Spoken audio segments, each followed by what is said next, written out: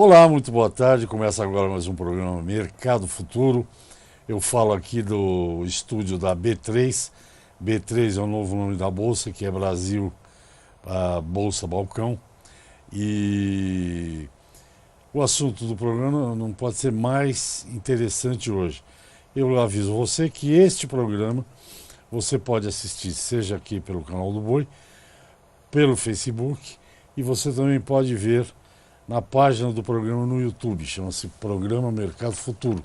Ele fica lá e você pode assistir, se perder pela TV, e pode ver quando quiser, desde que você tenha o acesso à internet. Bem, o Brasil é um país, só para pegar um tópico, o Brasil é um país que provoca interesse em muitos investidores, em gente que tem dinheiro. O Brasil tem problemas, só para dar um exemplo, infraestrutura, por exemplo, o que tem para se investir aqui é uma coisa bárbara. Para que o investidor venha, ele precisa saber como as coisas vão funcionar. Ou seja, as regras para você investir têm que ser muito claras. Como é para mim, como é para o meu entrevistado. Você não põe o seu dinheirinho num lugar que você não sabe o que vai acontecer. Você tem que ter você corre risco, mas tem que ter uma certa segurança.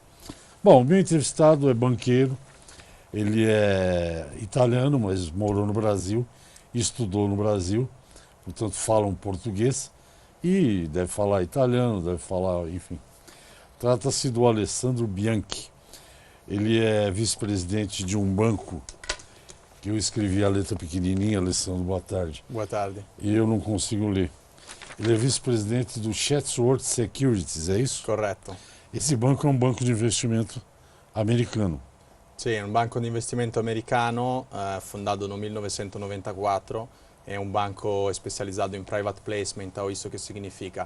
A gente trabalha só com fundos institucionais, trabalhamos no mundo todo e olhamos países como o Brasil para poder aplicar o dinheiro dos fundos institucionais, seja europeu que americanos. E para propósito de aplicar, é interessante, você orienta os seus investidores a aplicar no Brasil, nos dias de hoje? Então, se vamos analisar o Brasil como um país de commodity, isso sempre despertou interesse e ainda hoje continua despertando interesse.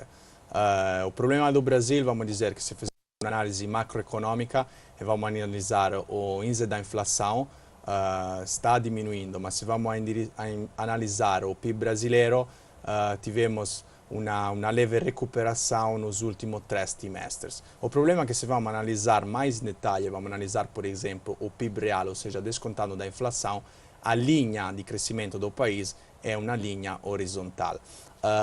Temos também um problema, vamos dizer, de gestão política e econômica do Brasil, um problema de muita burocracia e infraestrutura. Então isso aqui limita o leque de investimentos.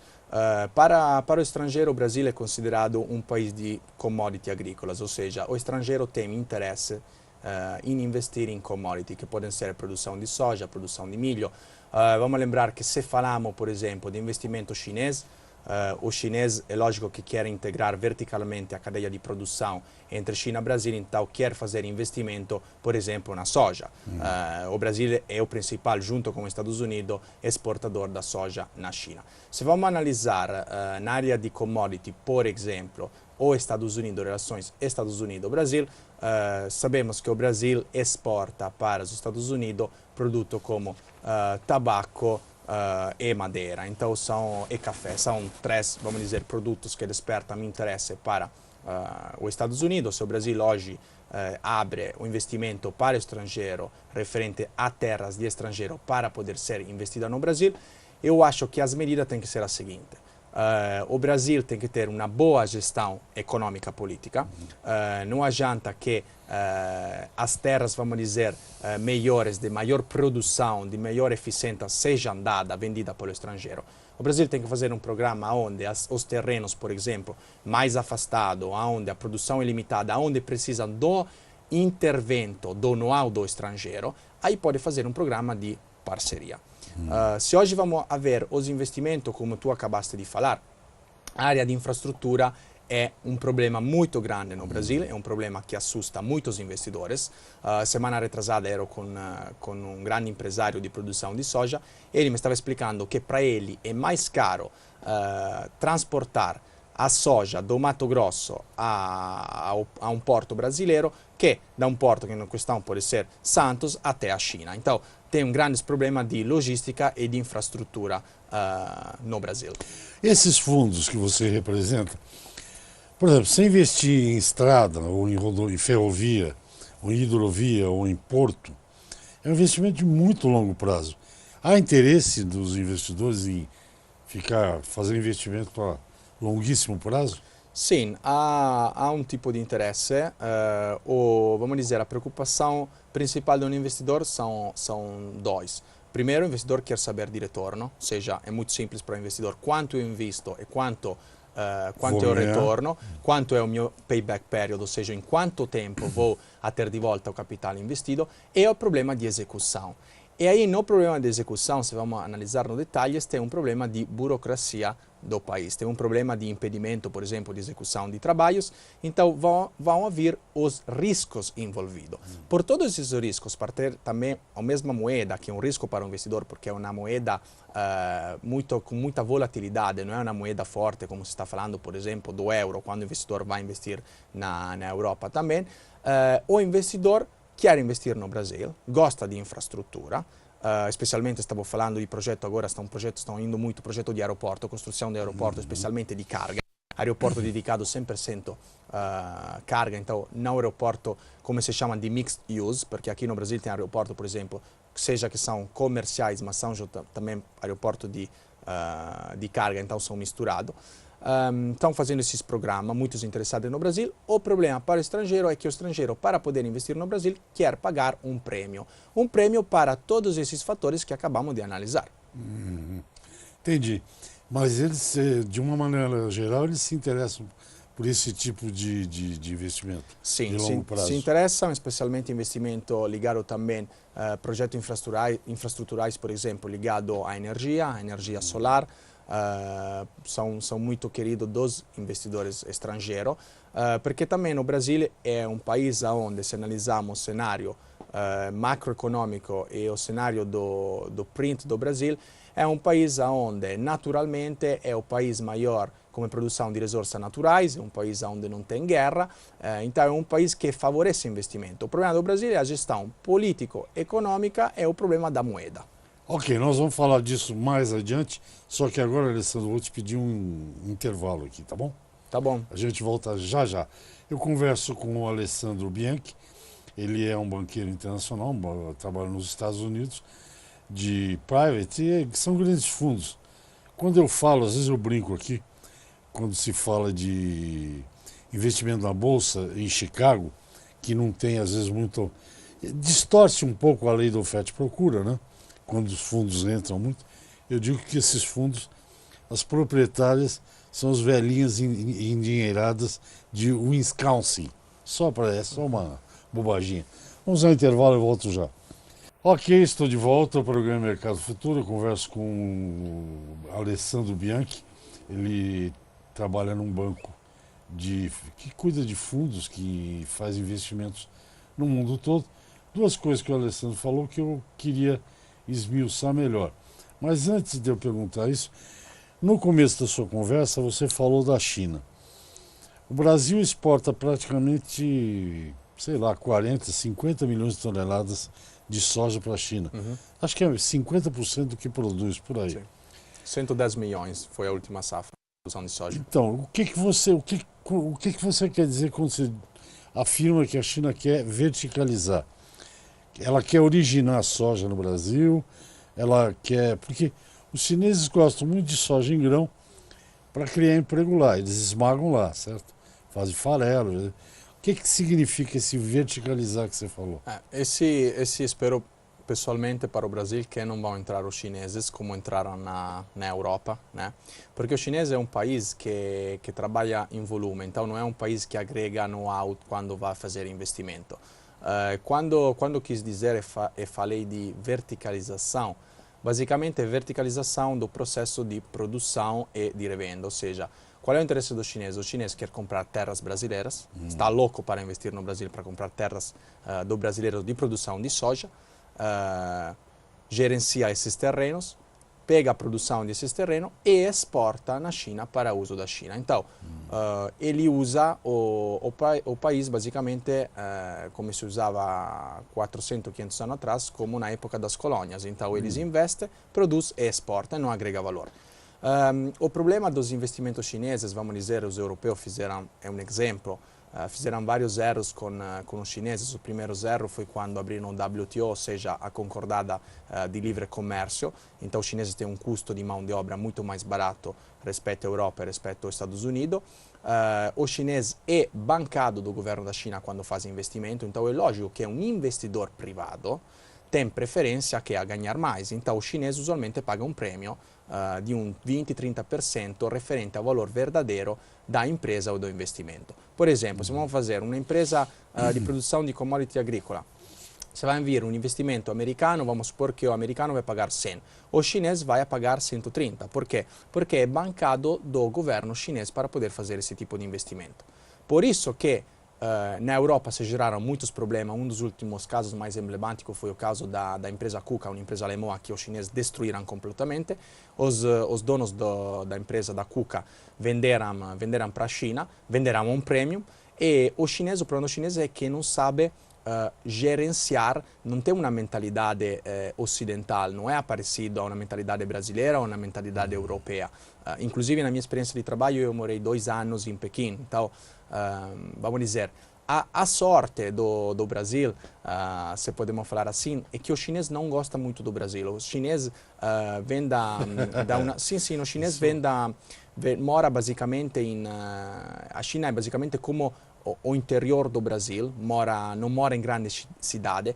Então, o empresário chinês, os ricos chineses, o que eles gostam? Gostam de cidades extremamente poliglotas, ou seja, gostam de investir em Nova York, gostam de investir em Londres, até a Itália para eles são cidades pequeninas.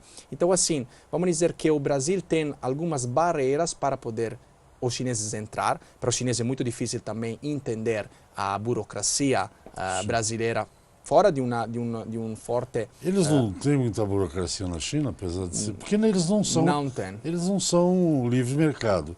O Estado está em tudo lá, né?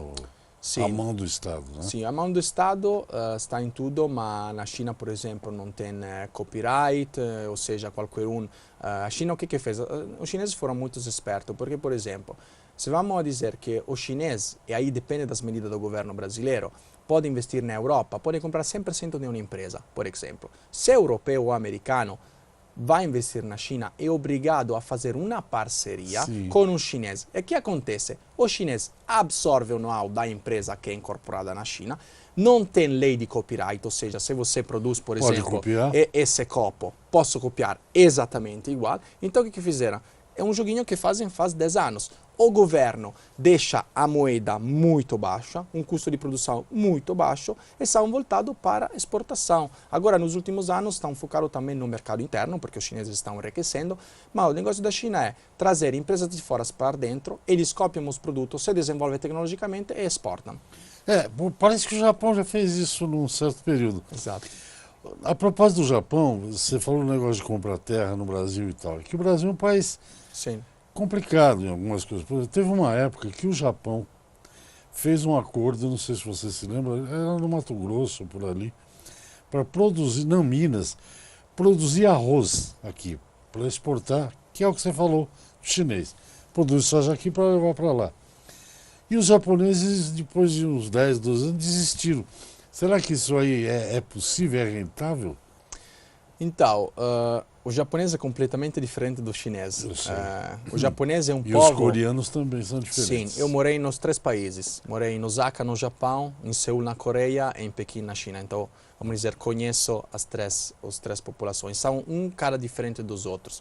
Vamos dizer que o chinês é mais voltado a un'economia di scala, ou seja, ele gosta di volume, non gosta muito di qualidade, gosta di preço. Então, por isso que gosta de trabalhar com commodity, não agrega valor. O Japão, para o desenvolvimento que tive a mesma economia japonesa, é um povo que segue muitas as regras, não é um povo que tem, vamos dizer, uma visão como mais o latino-americano, como o brasileiro, como o italiano, uma visão a 360 graus. É um povo que olha em uma direção e segue muitas as regras. Então Sim. tem um desencontro cultural desse sentido. A burocracia brasileira é muito complicada para um estrangeiro. É muito complicada para entender para um estrangeiro. Então o que faz o estrangeiro? Faz parceria com os brasileiros a maioria das vezes. Vamos dizer, o Brasil é muito parecido à Itália, a nível de gestão político-econômica. Eu ia te fazer uma brincadeirinha que um italiano falou para mim. Eu falei para ele uma vez, o Brasil é da Ilha Café. O Brasil tem uma burocracia enorme e tal. O Brasil é o pai da burocracia, eu disse para ele. Ele falou, se o Brasil é o pai, a Itália é a mãe. Exatamente. A Itália é bem complicada também nisso. A Itália é mais complicada do Brasil. Agora, esse negócio de soft commodity, para o investidor de private, por exemplo, ele pode operar em bolsa. E ele gosta de operar no físico, assim, na coisa... Mais hedge fund opera na bolsa. Então tem dois tipos de investidores. Investidores, vamos dizer, de mercado primário, então são investidores grandes fundos, podem ser grandes fundos pensão, podem ser mutual fund, pension fund, multi-billionaire family office que investem diretamente. Então é um mercado de private placement, aquele que o meu banco trabalha. Depois tem o investidor do mercado secundário, que seriam os investidores de hedge fund, que compram e revendem, compra e revende. Depois a boia econômica nos Estados Unidos, entre o 2008 e 2011, o mercado de hedge fund afundou. Ninguém confia mais, fundo de bilhões perderam em uma semana, fecharam. Tive uma grande repercussão nos Estados Unidos, uma repercussão muito negativa. Então vamos dizer que o mercado de capitais parou com investimento em hedge fund. Ok. Alessandro, vamos a outro intervalo, depois a gente já vai para os finalmente. Esse rapaz aqui é o Alessandro Bianchi, ele nasceu na Itália, mas mora nos Estados Unidos, é vice-presidente do Chatsworth Securities, é um banco, grande banco de private, né, de fundos. Vocês gerenciam bilhões, né? Sim, fizemos bilhões de dólares de investimentos. E já voltamos aqui para concluir essa conversa, até já. Ok, eu estou de volta, o meu entrevistado é o banqueiro Alessandro Bianchi, do Chatsworth Securities, lá de Nova York. Ele mora em Nova York, mas ele conhece bem o Brasil e está falando aí da coisa de commodity e tal. Eu estava perguntando para o Alessandro no intervalo como é que funciona, para dar um exemplo. Você pode dar um exemplo? Claro, então, claro. Vamos lá. Então, basicamente, tem dois níveis para fazer captação de capitais, tá? O primeiro nível é uma empresa vai fazer uma IPO, um Initial Price Offering, ou seja, vai se cotar na bolsa, vai fazer uma captação de capitais. Esse aqui, vamos dizer que nos Estados Unidos, depois do 2001, depois do 11 de setembro, Bush e depois a crise, a bolha da internet, Bush, que era o presidente da época dos Estados Unidos, começou a colocar muitas regras burocráticas. Então virou muito custoso para uma empresa se cotar na bolsa e virou muita burocracia.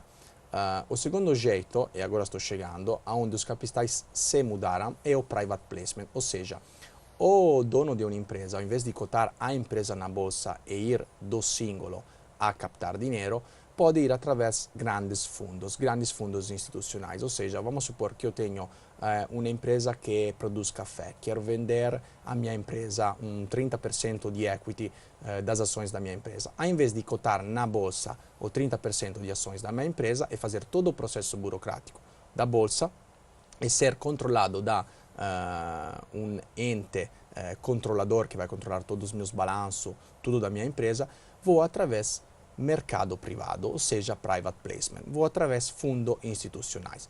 Para a legislação, fundos institucionais não é nada mais de um fundo que gerencia bilhões e bilhões de dólares, onde os investidores entram na faixa de investidor qualificado. Então não precisa de toda aquela burocracia, de toda aquela due diligence, todo aquele controle para cotar a ação na bolsa. Então o que fizemos nós? Nós trazemos o fundo que analisa a empresa, usualmente são empresas acima de 100 milhões de dólares no mundo todo, especialmente Brasil, Europa e Estados Unidos, e trabalhamos com uma parte da Ásia em Singapura, aonde o fundo entra e investe. Pode investir, no caso, in equity, 30, 40, 50, 60% di equity, dependendo do dono da empresa quanto quanta parte da empresa quer vender ou podem investir em financiamento. Podem refinanciar a empresa, pegam garantias reais das empresas, a empresa gera retorno em dólares ou em euro, dependendo aonde o fundo é incorporado, e depois um retorno que dura usualmente entre 5 e 7 anos, a empresa sai com esse investimento e capitaliza o dono da empresa. Ah, é bem interessante. Porque no Brasil teve um grupo de empresários, acho que ainda tem. Eles compravam empresas que estavam com alguma dificuldade, melhoravam essa empresa e depois revendiam. Sim, esse aqui é o PE, o Private Equity. Então, o Private Equity são famosos para fazer isso.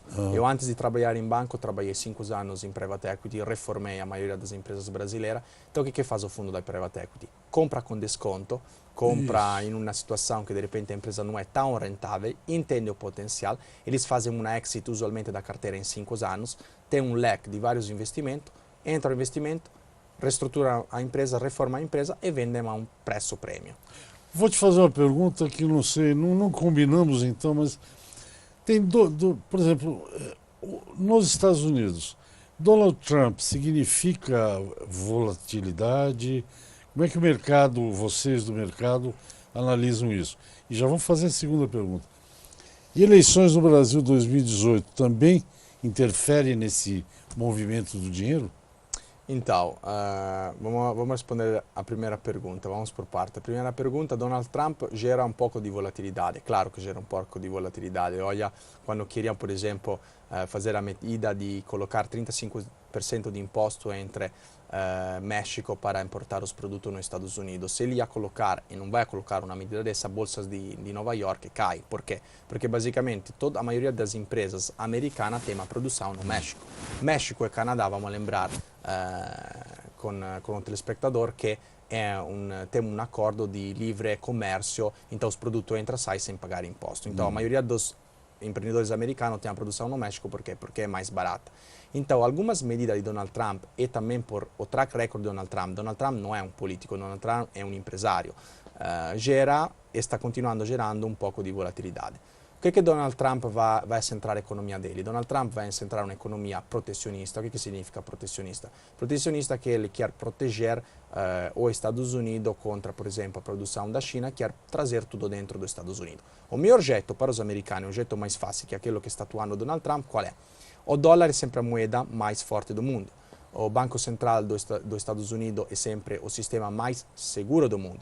Então é muito simples, você aumenta os juros, por exemplo, aumentou agora o 10 Years Treasury Bill, que seriam os juros o título do governo americano com vencimento em 10 anos, aumentou, ele está captando capitais estrangeiros para dentro dos Estados Unidos. Esse capital aonde ele quer usar? Quer usar, por exemplo, quer fazer o maior plano da infraestrutura da história dos Estados Unidos, quer abaixar os impostos. Na economia moderna, nenhuma economia cresceu sozinha para a medida de abaixar os impostos. Abaixar os impostos atrai, claro, investimento, dá um fôlego na economia, mas não pode ser a única medida para poder levantar a economia de um país. Para os Estados Unidos é muito simples, porque os Estados Unidos produz dólar. Então é o seguinte, os Estados Unidos se endivida com os outros países quando precisa de dinheiro, imprime dólares e paga em dólares, diferente dos outros países. Imagina o Brasil se endivida. O Brasil se endivida em dólares. Então não adianta imprimir mais reais. A moeda só sofre uma desvaliação cambial.